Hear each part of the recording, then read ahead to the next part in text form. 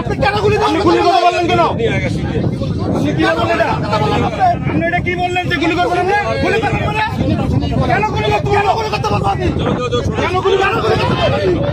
দর্শক, বিএনপি সরকারের এই 4 মাসে অনেক ভালো মন্দ আলোচনা সমালোচনা থাকতে পারে, তবে বিএনপি সরকার এই 4 মাসে অন্তত একটা জায়গায় 18 কোটি মানুষের হৃদয়কে জয় করতে পেরেছে।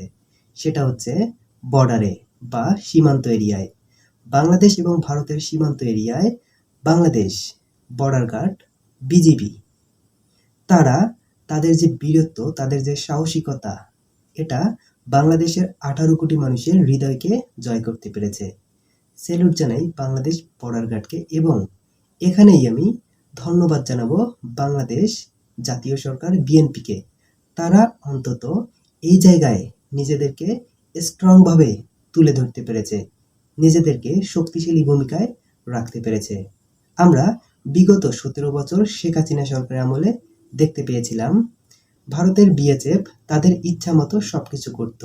পুশিন থেকে শুরু করে বাংলাদেশের প্রাপ্য সীমান্ত এরিয়াগুলোতে কৃষকদের হয়রানি থেকে শুরু করে গুলি করে হত্যা করা, সবকিছুই করেছে ভারতের বিএসএফ।